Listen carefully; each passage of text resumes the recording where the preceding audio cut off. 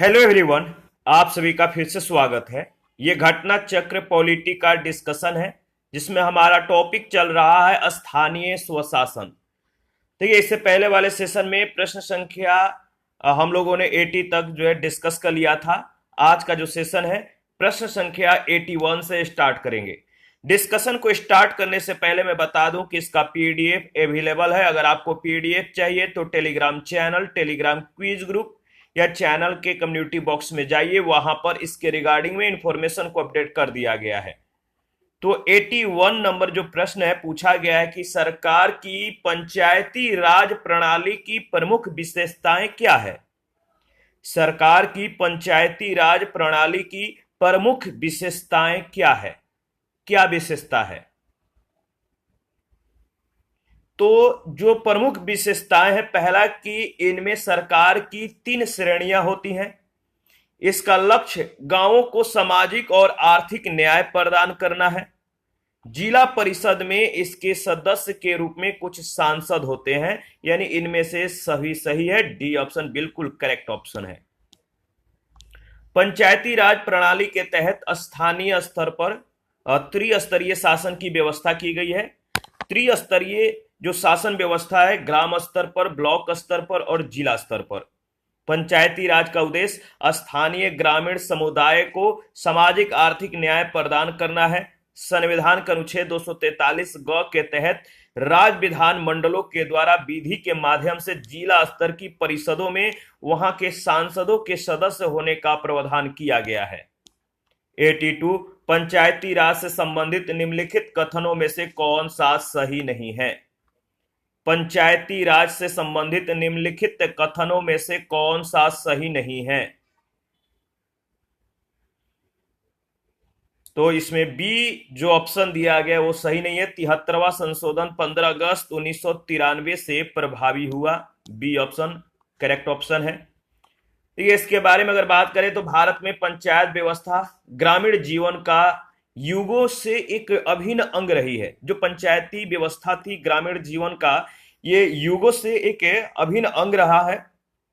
और 73वें संविधान संशोधन अधिनियम 1992 ये अप्रैल 1993 से प्रभावी हुआ था और इसे संवैधानिक दर्जा जो है प्रदान किया गया 1992 के द्वारा। किस 73वें संविधान संशोधन अधिनियम 1992 के द्वारा इसे क्या किया गया, संवैधानिक दर्जा दे दिया गया। और 73वें संशोधन के द्वारा त्रिस्तरीय पंचायत व्यवस्था अपनाई गई, जो कि जैविकीय रूप से जुड़ी संरचना मानी जा सकती है। भारतीय संविधान के अनुच्छेद 243 जी में पंचायतों की शक्तियां, प्राधिकार और उत्तरदायित्व संबंधी प्रावधान उल्लेखित हैं, जो पंचायतों के महत्व को बढ़ाते हैं। 83 है पंचायती राज का मुख्य उद्देश्य क्या है। पंचायती राज का मुख्य उद्देश्य क्या है। तो अगर बात करें तो पंचायती राज का मुख्य उद्देश्य है, क्या है बताइए। इसका सही जवाब हो जाएगा लोगों को विकास मूलक प्रशासन में भागीदारी के योग्य बनाना। D option. पंचायती राज व्यवस्था का मुख्य उद्देश्य आम जनता को विकास मूलक प्रशासन में भागीदारी के योग्य बनाना है। सत्ता के विकेंद्रीकरण का यह मुख्य उपकरण है। 73वें संविधान संशोधन अधिनियम 1992 के द्वारा पंचायतों को और 74वें संविधान संशोधन अधिनियम 1992 के द्वारा नगर पालिकाओं को संवैधानिक दर्जा प्रदान किया गया है।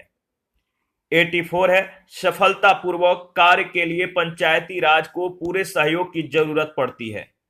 सफलतापूर्वक कार्य के लिए पंचायती राज को पूरे सहयोग की जरूरत पड़ती है। किसकी सहयोग की जरूरत पड़ती है पंचायती राज को? तो स्थानीय जनता की। किसकी? स्थानीय जनता की, लोकल जनता की। पंचायती राज को सफलतापूर्वक कार्य करने के लिए स्थानीय जनता के पूर्ण सहयोग की आवश्यकता होती है। बिना जन भागीदारी के पंचायती राज का जो स्वप्न है, ड्रीम है, वो साकार नहीं हो सकता है। 85 है भारत में पंचायती राज प्रतिनिधित्व करता है। भारत में पंचायती राज किसका प्रतिनिधित्व करता है? तो भारत में पंचायती जो राज है प्रतिनिधित्व करता है शक्तियों का विकेंद्रीकरण का, लोगों की हिस्सेदारी का, सामुदायिक विकास, यानी ये सभी डी ऑप्शन। भारत में पंचायती राज की स्थापना ग्रामीण जनता के सर्वांगीण विकास के लिए की गई है। यह शक्तियों के विकेंद्रीकरण, लोगों की भागीदारी और सामुदायिक विकास, इन तीनों का प्रतिनिधित्व करता है। 86 है, निम्नलिखित कथनों पर विचार कीजिए। 73वें संशोधन के बाद विकेंद्रीकरण किया गया। 73वें संशोधन के बाद विकेंद्रीकरण किया गया। उपयुक्त में से कौन सा कथन सही है, आपको बताना है। 73वें संशोधन के बाद विकेंद्रीकरण किया गया, बताइए। तो निर्णय लेने की शक्तियों का, पूर्ण व्यवस्था का, और अगर बात करें तो देखिए प्रशासनिक शक्तियों का, पहला, दूसरा और चौथा जो स्टेटमेंट है सही है, यानी सही विकल्प सी है। 73वें संविधान संशोधन के द्वारा पंचायती राज व्यवस्था को संवैधानिक दर्जा जो है प्रदान कर लोकतांत्रिक शक्तियों का विकेंद्रीकरण किया गया है। इसके माध्यम से निर्णय लेने की शक्तियों, पूर्ण व्यवस्था, प्रशासनिक शक्तियों को, यानी 11वीं अनुसूची में प्रदत्त विषयों के माध्यम से स्थानीय शासन तक विकेंद्रीकृत किया गया है। ठीक है, इसमें न्यायिक शक्तियों का विकेंद्रीकरण शामिल नहीं है, याद रखिएगा। 87, निम्न में से कौन सा विकेंद्रीकरण का वैशिष्ट नहीं है? निम्न में से कौन सा विकेंद्रीकरण का वैशिष्ट नहीं है? सही जवाब है स्थानीय समुदायों में आत्मविश्वास को नहीं जगाना। आत्मविश्वास को नहीं जगाना स्थानीय समुदायों में, यानी इसका सही जवाब हो जाएगा सी ऑप्शन। दिए गए विकल्प में स्थानीय समुदायों में आत्मविश्वास को नहीं जगाना विकेंद्रीकरण का वैशिष्ट या विशेषता नहीं है। स्वायत्ता, लोक सहभागिता और स्थानीय समुदायों को सशक्त बनाना विकेंद्रीकरण की विशेषताएं हैं। 88 है, निम्न कथनों पर विचार कीजिए। कथन ए, स्थानीय स्तर पर ग्रामीण मामलों के प्रबंध में राजनीति का अंतःखेल कम हो गया है। कारण, संविधान के 73वें संशोधन के द्वारा ग्रामीण स्थानीय शासन संस्थाओं का पुनरुत्थान हो गया है। इसमें जो सही है ए और आर सही है। आर ए का सही स्पष्टीकरण है। ऑप्शन ए बिल्कुल करेक्ट ऑप्शन है। 73वें संविधान संशोधन ने ग्रामीण स्थानीय शासन संस्थाओं का पुनरुत्थान किया है, इसीलिए स्थानीय स्तर पर ग्रामीण मामलों के प्रबंध में राजनीति का अंतःखेल कम हो गया है। अतः प्रश्नगत कथन और कारण दोनों सही है। कारण कथन का सही स्पष्टीकरण है। 89 है, निम्नलिखित क्षेत्रों में से किस एक में राज्य सरकार का स्थानीय इकाइयों पर नियंत्रण नहीं होता है? लोकल बॉडीज पर नियंत्रण नहीं होता है। तो नागरिकों की शिकायतों पर, याद रखिएगा। ग्रामीण और नगरीय स्थानीय निकायों पर नागरिकों की शिकायतों के मामले में राज्य सरकार का नियंत्रण नहीं होता है, जबकि आर्थिक मामलों और कार्मिकों तथा विधि निर्माण के संदर्भ में राज्य सरकार का स्थानीय निकायों पर नियंत्रण होता है। 90 नंबर है, नगरीय स्थानीय निकायों पर राज्य शासन के द्वारा नियंत्रण किया जाता है। नगरीय स्थानीय निकायों पर राज्य शासन के द्वारा नियंत्रण किया जाता है। इसका सही जवाब हो जाएगा, देखिए, विधि मामलों में, वित्तीय मामलों में और कार्मिक मामलों में, यानी D option. A B C सही है। और 91 है, ग्रामीण स्थानीय शासन का पंचायती राज नामांकन किस भारतीय नेता के सुझाव का परिणाम था? ग्रामीण स्थानीय शासन का पंचायती राज नामांकन किस भारतीय नेता के सुझाव का परिणाम था? तो एम.के. गांधी, महात्मा गांधी। ग्रामीण स्थानीय शासन और पंचायती राज नामांकन महात्मा गांधी के सुझाव का परिणाम था। महात्मा गांधी ने महसूस किया था कि गांव को न केवल आर्थिक रूप से बल्कि राजनीतिक और प्रशासनिक रूप से भी आत्मनिर्भर होना चाहिए। उन्होंने सुझाव दिया कि एक गांव के सभी मामले वयस्क मताधिकार के आधार पर निर्वाचित एक पंचायत के द्वारा प्रशासित किए जाने चाहिए। 92 सीडीपी और एनईएस के पुनर्गठन के लिए 1957 में एनडीसी के द्वारा स्थापित समिति का नाम बताएं, जिसने ग्रामीण स्थानीय सरकार की त्रिस्तरीय प्रणाली का सुझाव दिया था। सीडीपी और एनईएस के पुनर्गठन के लिए 1957 में एनडीसी के द्वारा स्थापित समिति का नाम बताएं जिसने ग्रामीण स्थानीय सरकार की त्रिस्तरीय प्रणाली का सुझाव दिया था। तो देखिए सही जवाब हो जाएगा बलवंत राय मेहता समिति, यानी ऑप्शन ए बिल्कुल करेक्ट ऑप्शन है। 1992 में प्रारंभ सामुदायिक विकास कार्यक्रम और 1953 में प्रारंभ राष्ट्रीय विस्तार योजना के पुनर्गठन के लिए राष्ट्रीय विकास परिषद के द्वारा बलवंत राय मेहता समिति का गठन 1957 में किया गया था। इस समिति ने लोकतांत्रिक विकेंद्रीकरण और ग्रामीण स्थानीय सरकार की त्रिस्तरीय पंचायत प्रणाली की अनुशंसा की थी। 93 भारत में त्रिस्तरीय पंचायती राज व्यवस्था की सिफारिश की थी किसने? भारत में त्रिस्तरीय पंचायती राज व्यवस्था की सिफारिश किसने की थी? सही जवाब है बलवंत राय मेहता समिति ने, यानी बी ऑप्शन। भारत में त्रिस्तरीय पंचायती राज व्यवस्था की स्थापना की सिफारिश बलवंत राय मेहता समिति के द्वारा 1957 में किया गया था। समिति की सिफारिशों के आधार पर ही राजस्थान की विधानसभा ने 2 सितंबर 1959 को पंचायती राज अधिनियम जो है पारित किया। अधिनियम के प्रावधानों के अनुरूप पंडित जवाहरलाल नेहरू ने 2 अक्टूबर 1959 को राजस्थान के नागौर जिले में पंचायती राज का उद्घाटन किया। इसके अतिरिक्त पंचायतों में सुधार के लिए 1977 में अशोक मेहता समिति, 1985 में GV राव समिति और 1986 में डॉक्टर LM सिंघवी समिति का भी गठन किया गया। 94 है बलवंत राय मेहता समिति ने किस प्रकार की पंचायती राज व्यवस्था की अनुशंसा की थी? बलवंत राय मेहता समिति ने किस प्रकार की पंचायती राज व्यवस्था की अनुशंसा की थी? तो ध्यान में रखिएगा त्रिस्तरीय। 95 है निम्नलिखित राज्यों में से किसमें बलवंत राय मेहता समिति की सिफारिशों के अनुसार पंचायती राज व्यवस्था सर्वप्रथम जो है स्थापित की गई? निम्नलिखित राज्यों में से किसमें बलवंत राय मेहता समिति के सिफारिशों के अनुसार पंचायती राज व्यवस्था कार्यक्रम स्थापित की गई?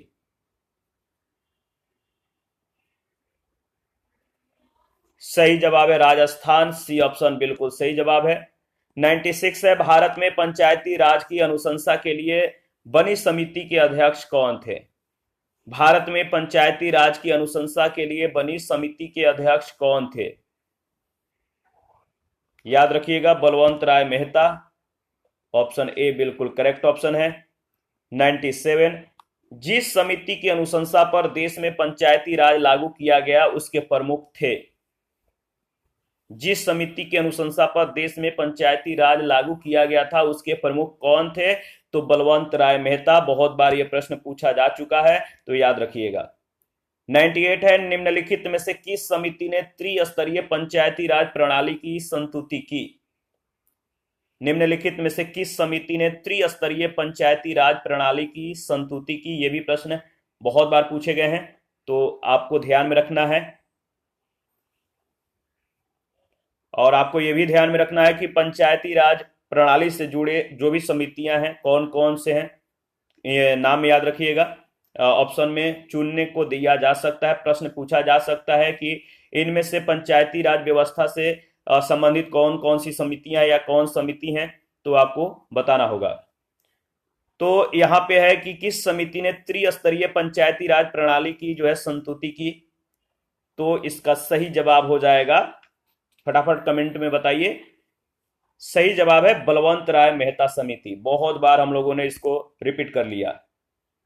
99 है सूची 1 सूची 2 के साथ आपको मिलान करना है, तो मिलान करते हैं। बलवंत राय मेहता समिति का जो सुझाव था वो त्रिस्तरीय पद्धति था, याद रखिएगा, यह भी पूछा जाता है। और अशोक मेहता समिति के द्वारा जो सुझाव दिया गया था द्विस्तरीय पद्धति का सुझाव दिया गया था। LM सिंघवी इनके द्वारा जो सुझाव दिया गया था वो था स्थानीय स्वशासन पद्धति। और GV राव के द्वारा प्रतिनिधित्व के तरीकों में सुधार, यानी सही जवाब हो जाएगा ऑप्शन सी। दोबारा से इसको रिवाइज कर लेते हैं।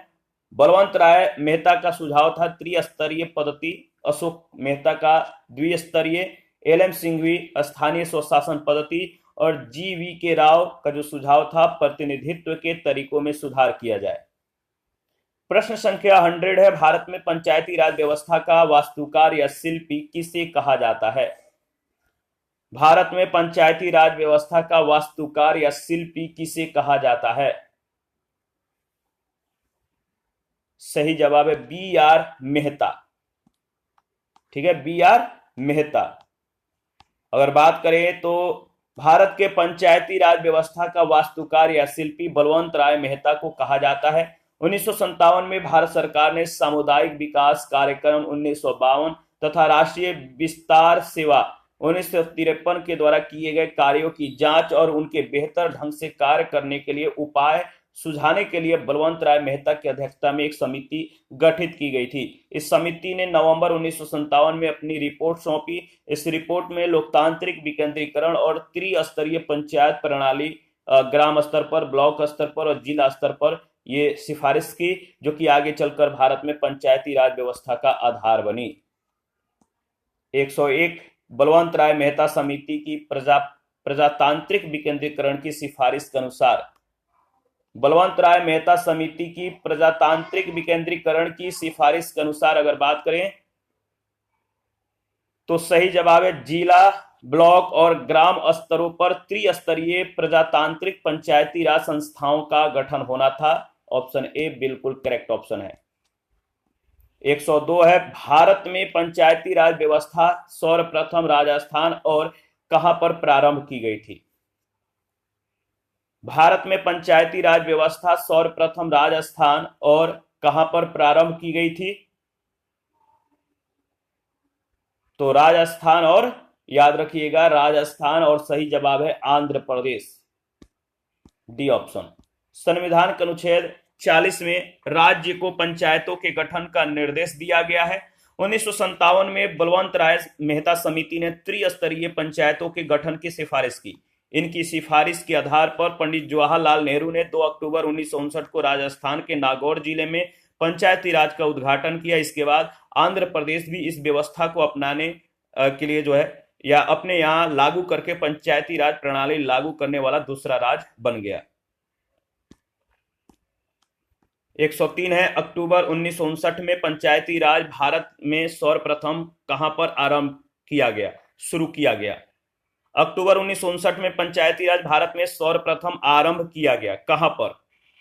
यह भी बहुत बार या इस तरह के प्रश्न अक्सर पूछे जाते हैं, तो ध्यान में रखना है। 1959 में पंचायती राज भारत में सर्वप्रथम आरंभ हुआ था, कहां पर? तो सही जवाब है राजस्थान में। आगे बढ़ते हैं नेक्स्ट। 104, प्रथम पंचायती राज व्यवस्था का उद्घाटन पंडित जवाहरलाल नेहरू के द्वारा 2 अक्टूबर 1959 को किया गया था। प्रथम पंचायती राज व्यवस्था का उद्घाटन पंडित जवाहरलाल नेहरू के द्वारा 2 अक्टूबर 1959 को किया गया था। सही जवाब है नागौर में, सी ऑप्शन। 105, भारत में पंचायती राज व्यवस्था को लागू करने वाला प्रथम राज्य था। भारत में पंचायती राज व्यवस्था को लागू करने वाला प्रथम राज्य था, कौन था? इसका सही जवाब हो जाएगा, बताइए। तो देखिए यहां पर जो ऑप्शन है वो सही नहीं है। भारत में पंचायती राज व्यवस्था को लागू करने वाला प्रथम राज्य राजस्थान था। 106 है, वह राज्य जिसने सबसे पहले पंचायती राज को स्वीकार किया, यानी पंचायती राज को अपने यहां लागू किया, वह पहला राज्य कौन था? राज्य का नाम है, याद रखिएगा, राजस्थान।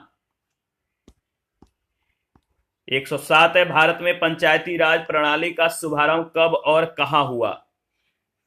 भारत में पंचायती राज प्रणाली का शुभारंभ कब और कहां हुआ?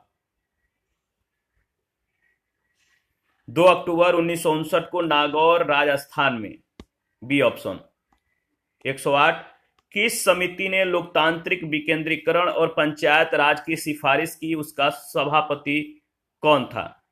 मतलब जिस समिति ने लोकतांत्रिक विकेंद्रीकरण और पंचायत राज की सिफारिश की, उसका सभापति कौन था? तो बताइए, जिस समिति ने लोकतांत्रिक विकेंद्रीकरण और पंचायत राज की सिफारिश की, उसका सभापति कौन था? उसका सभापति था बलवंत राय मेहता, याद रखिएगा। 109 है, विकेंद्रीकरण प्रणाली की सिफारिश किसने की थी? विकेंद्रीकरण प्रणाली की सिफारिश किसने की थी? सेम प्रश्न सेम जवाब, याद रखिएगा, बलवंत राय मेहता। प्रश्न संख्या 110, पंचायती राज की अनुशंसा किसने की? पंचायती राज की अनुशंसा किसने की? सही जवाब है बलवंत राय मेहता समिति की रिपोर्ट 1957।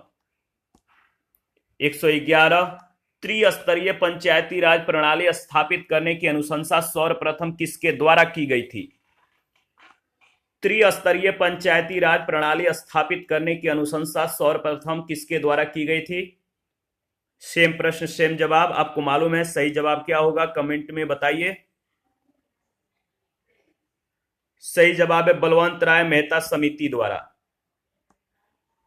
112 है, पंचायती राज की त्रिस्तरीय व्यवस्था की संतुति प्रारंभ में किस समिति के द्वारा की गई? पंचायती राज की त्रिस्तरीय व्यवस्था की संतुति प्रारंभ में किस समिति के द्वारा की गई? सही जवाब है बलवंत राय मेहता समिति, ऑप्शन ए। 13 है, निम्नलिखित में से कौन सी एक समिति पंचायती राज संस्था से संबंधित नहीं है? कौन सी एक समिति पंचायती राज संस्था से संबंधित नहीं है? तो PVN राव समिति, ऑप्शन ए। PVN राव समिति का पंचायती राज संस्था से संबंध नहीं है, अन्य समितियां पंचायती राज संस्था से संबंधित हैं। पंचायती राज से संबंधित जो प्रमुख समिति हैं, बलवंत राय मेहता समिति 1957, संथानम समिति 1963 और 1964, अशोक मेहता समिति 1977 से 78, GVK राव समिति 1985, LM सिंघवी समिति 1986, हनुमंत राव समिति 1984, PK थुंगन समिति 1988। ये सभी समितियों का नाम याद रखिएगा जो पंचायती राज से संबंधित हैं। 114, भारत में पंचायती राज संस्था के कामकाज की जांच के लिए निम्नलिखित में से कौन सी समितियां नियुक्त की गई थी? भारत में पंचायती राज संस्था के कामकाज के जांच के लिए कौन सी संस्था या समितियां नियुक्त की गई थी? तो याद रखिएगा बलवंत राय मेहता समिति, यानी सॉरी, इसमें आपको बताना है कि कौन कौन सी समितियां। तो इसमें बलवंत राय मेहता समिति, GVK राव समिति, LM सिंघवी समिति, अशोक मेहता समिति, यानी ये चारों सही जवाब हैं, उपयुक्त सभी। 115 में सूची 1 सूची 2 के साथ आपको मिलान करना है, तो चलिए मिलान करते हैं। तो देखिए, अगर बात करें तो CH हनुमंत राव समिति किस वर्ष गठित हुई थी? तो सही जवाब इसका जो वर्ष है, यानी अगर बात करें तो सही जवाब हो जाएगा आपका 1984। GVK राव 1985 में, अशोक मेहता 1978 में, LM सिंघवी जो है इनका संबंध जो है 1986, बलवंत राय मेहता समिति 1957, यानी सही जवाब हो जाएगा डी ऑप्शन, रट जाइएगा। 116 है, पंचायती राज से संबंधित निम्नलिखित समितियों को काल क्रम से व्यवस्थित कीजिए, नीचे दिए गए कूट से सही उत्तर चुनिए।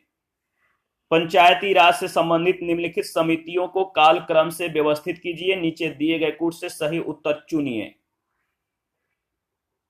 तो देखिए, अगर बात करें तो BR मेहता समिति, अशोक मेहता समिति, इसके बाद अगर बात करें तो GVK राव समिति और LM समिति, यानी सी ऑप्शन ये सही कालक्रम में है। तो बहुत बार ये प्रश्न पूछा गया है, ध्यान में रखिएगा। 117 है, सूची 1 सूची 2 के साथ आपको मिलान करना है, तो चलिए मिलान करते हैं।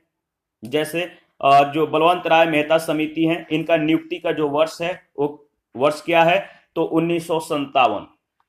अशोक मेहता समिति के नियुक्ति का जो वर्ष है वो है आपका 1977, याद रखिएगा। आगे बढ़ते हैं नेक्स्ट।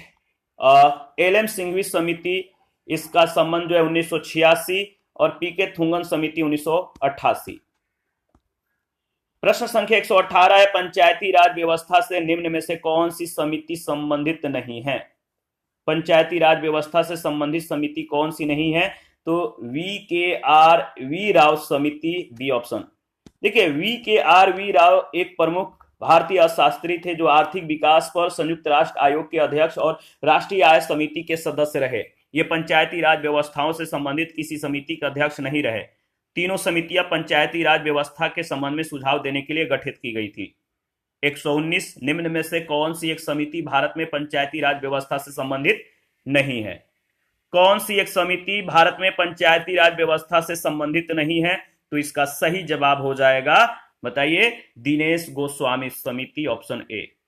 दिनेश गोस्वामी समिति पंचायती राज व्यवस्था से संबंधित नहीं है। यह समिति चुनाव सुधारों से संबंधित है, जबकि एल.एम. सिंघवी समिति 1986, सादिक अली समिति 1964, अशोक मेहता समिति 1977 पंचायती राज व्यवस्था से संबंधित है। प्रश्न संख्या 120, अशोक मेहता समिति ने पंचायती राज के लिए किस प्रतिमान की संस्तुति की थी? अशोक मेहता समिति ने पंचायती राज के लिए किस प्रतिमान की संस्तुति की थी? तो देखिए, इसका सही जवाब हो जाएगा द्विस्तरीय, बी ऑप्शन। 1977 में गठित अशोक मेहता समिति ने अगस्त 1978 में अपनी रिपोर्ट प्रस्तुत की, जिसमें पंचायती राज के लिए त्रिस्तरीय प्रतिमान के स्थान पर द्विस्तरीय प्रतिमान की संस्तुति की थी। इसमें जनपद स्तर पर जिला परिषद और 15,000 से 20,000 जनसंख्या पर जो है मंडल पंचायत के गठन का सुझाव था। इसी के साथ आज का सेशन समाप्त करते हैं। नेक्स्ट सेशन में बचे हुए प्रश्नों को कवर करेंगे। आप अपनी प्रतिक्रिया देते रहे, आपके प्रतिक्रियाओं का हमें बेसब्री से इंतजार रहता है। जिन लोगों ने Telegram channel, Telegram quiz group, Facebook page, Instagram को ज्वाइन नहीं किया, प्लीज ज्वाइन कीजिए, सपोर्ट कीजिए और चैनल को हो सके तो ज्वाइन करके हमें सपोर्ट करें। थैंक यू, मिलते हैं नेक्स्ट सेशन में। अभी के लिए इतना ही।